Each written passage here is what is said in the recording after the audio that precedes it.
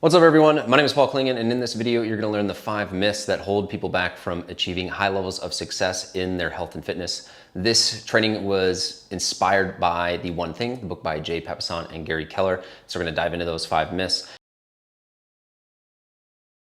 All right, so the first thing that we wanna break down is the 5 most common myths at a belief in an identity and a mindset level that are preventing you from really achieving what you want to with your weight loss goals, with your performance goals, and ultimately feeling better in your body and more confident in what you do every single day. The first one is multitasking. And this list is iterative off of The One Thing by Gary Keller and Jay Papasan. If you have not read that book, read that. It is totally life-changing. So multitasking, the first one, is the belief that you can do multiple things at the same time. So a good example of this would be, I wanna get really strong, I wanna build a ton of muscle, but I also want to lose a bunch of weight, and I'm also trying to run this half marathon with my friends, right? And this is something that we'll dive into when we go into the triangle of goals. But when we work with clients, we want to understand, okay, what is the primary KPI and the primary goal, and what are secondary goals that may get better incrementally, but this is the one that we're optimizing for. And so when you have this belief that you can do multiple things, or that you can fragment your focus, your time, your attention, and your energy, and give 5 things 100% of effort, the math just doesn't check out. And so if everything's a priority, ultimately nothing is a priority. And so this ends up being the first thing that we want to identify with clients is, what is the main thing right now that you want to focus on, that you want to go and see incremental progress in? Because we're gonna be okay putting these secondary goals, secondary KPIs on the back burner. It's not to say that you won't improve your sleep or that you won't lose weight if you go and improve on a performance-based goal, or if you lose a bunch of weight, you won't also improve your stress levels or other metrics.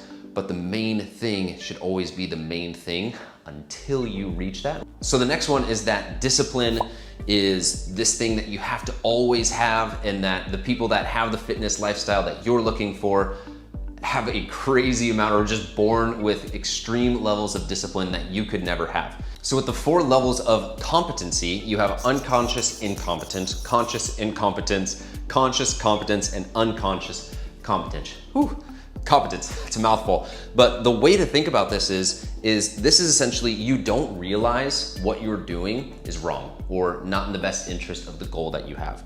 Then this is, you are aware that it's the wrong thing, and maybe you're working on it, maybe you're choosing not to do it anyway. Then there's conscious competence. That's where you have to mindfully go and make this change that is better for you.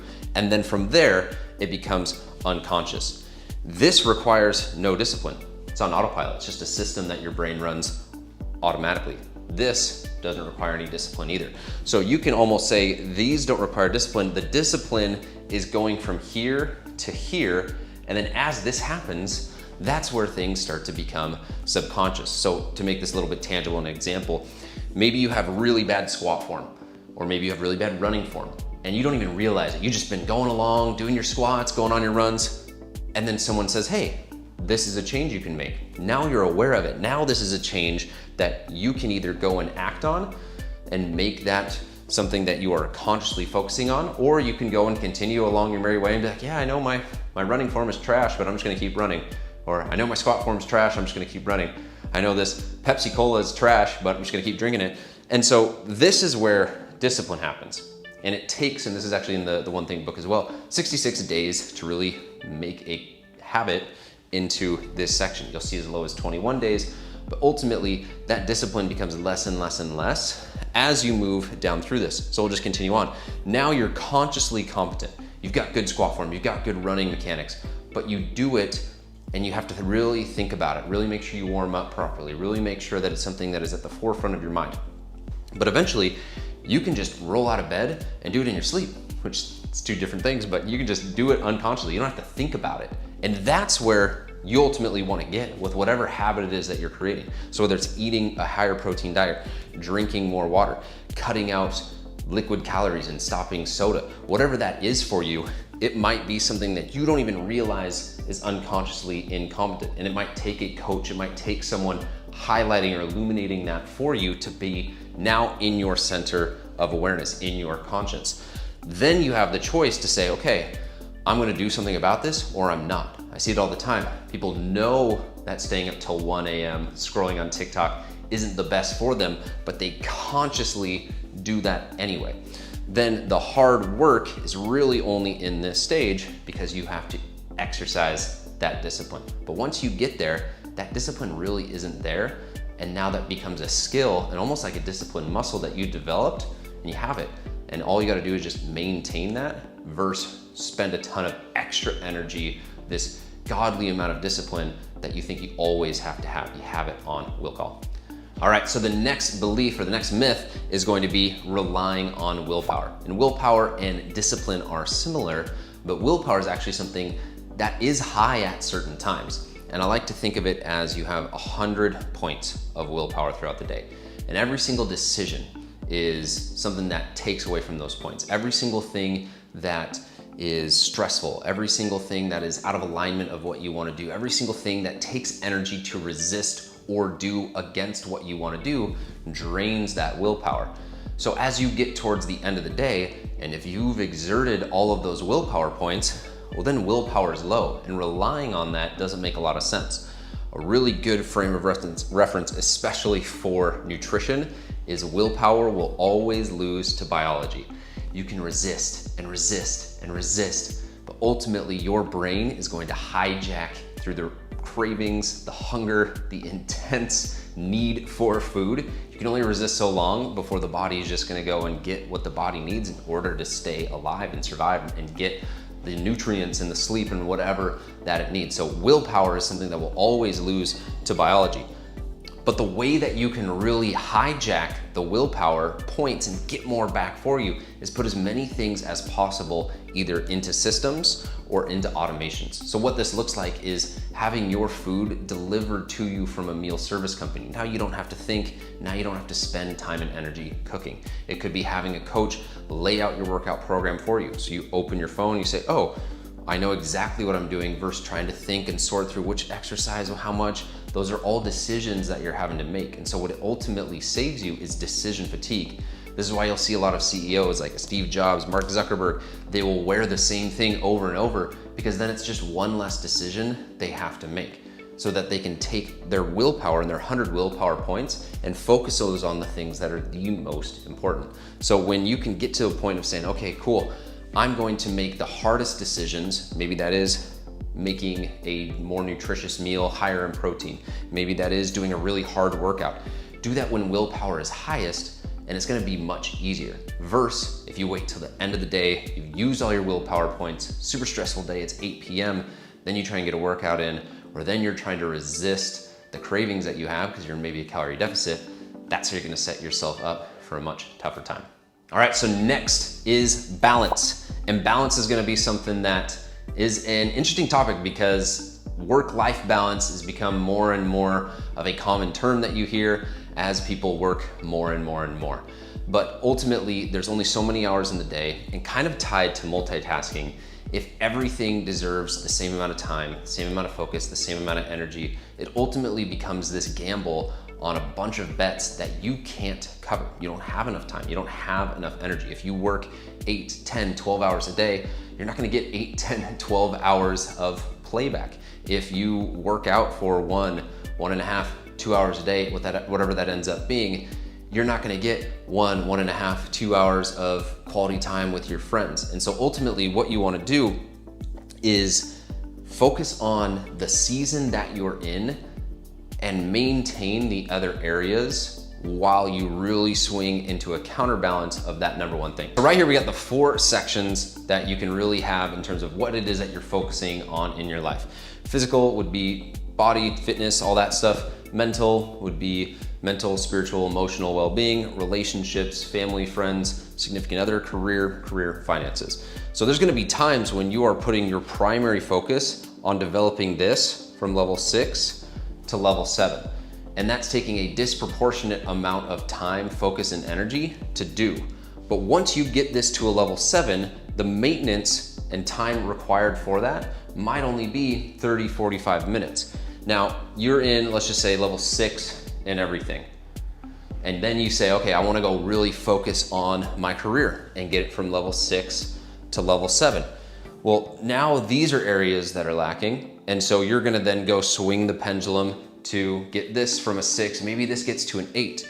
And so all the while, what it takes to maintain your physical fitness, maintain career development, maintain relationships is less than it takes to go and progress those. And so there's gonna come a time when your physical fitness, losing weight, training for a marathon is your primary goal. And so when you're thinking about balance, don't think about it in terms of quantity, think about it in terms of quality. Because 2 hours with friends and family that is present, super focused, super fun, is just as valuable as 10 hours of work if it is weighted that way. And the way to think about that is a ton of bricks and a ton of feathers weighs the same. They have the same weight, they have the same quality in them. But there's thousands of more feathers than there are of bricks. So if your fitness is something that you're focusing on, it might just be a time period in which you're taking it up, going from level 6 to 7, level 7 to 8, and you're okay maintaining these at the numbers they are at. And that might be a season of 1, 2, 3, 4 months, and then you swing it back over to focus on this, getting this from a 6 to a 7. And all the while, you're just maintaining your physical there. But when you look at balance, you're never going to be able to take all 4 of these to the next level. You're trying to maintain, maybe get incremental progression while you take the one area that you're focusing on, that's your primary focus, push that up. And then within physical, this is where you have a triangle and you really want to identify which of those you're focusing on. All right, so last but not least, we got number 5, big is bad. And a lot of times it seems like it is safer or smarter to shrink your goals so they're more likely to achieve. Or you say, oh, I'm just trying to lose 10 pounds. I'm just trying to get in a little bit of better shape. But what that ultimately ends up being is smaller thinking, asking smaller questions and getting smaller answers. But when you ask bigger questions or asking better questions, you're gonna get bigger and better answers. All right, so to illustrate why it's important to have bigger goals, bigger visions, and ultimately bigger beliefs and identities about yourself is because it hedges against not getting to your goal. So here we have the size of the goal and the time that it would take. Let's say the goal is 10 pounds. So in order to get there, boom, you gotta go in that trajectory. And you can get there faster, you can get there slower, you can have a bigger goal. But when you create a bigger box and you say, all right, I'm gonna give myself a bigger time horizon, I've got a bigger goal, right? And this might be 10 pounds. Well, now this is 30 pounds. This 10 pounds is just a checkpoint along the way to you being able to do that, right? So this is a longer commitment of time, right? If you're just gonna say, oh, I'm gonna try and lose 10 pounds in 5 weeks, well, what happens after the 5 weeks? If you're saying, oh, my goal is just to lose 10 pounds, that means best case scenario, you're setting yourself up to lose 10. Your mind mentally gonna sabotage yourself if you go beyond 10 because you're saying, I don't want more than 10. You're literally telling that to the universe. So when you say, I want a bigger goal, and this doesn't have to just be 30 pounds, it could be, I want to run 1 mile, or I want to run a marathon, right? That one mile becomes much easier, almost a foregone conclusion if you say, I'm a marathon runner. I may not be able to run a marathon yet, but it's just a matter of time until I do, because you have the identity right here of I'm a marathon runner. I'm 180 pounds, or I'm whatever pounds in terms of weight loss. I'm someone that eats better. I'm someone that eats healthy. I'm someone that doesn't drink Pepsi or drink Coca-Cola. So when you give yourself a bigger box, a bigger goal, and you start asking bigger questions, bigger challenges, you make this just another step, another checkpoint along the road. So those are the 5 biggest myths that I see in the fitness space. And when you can change your beliefs about those, everything opens up to you.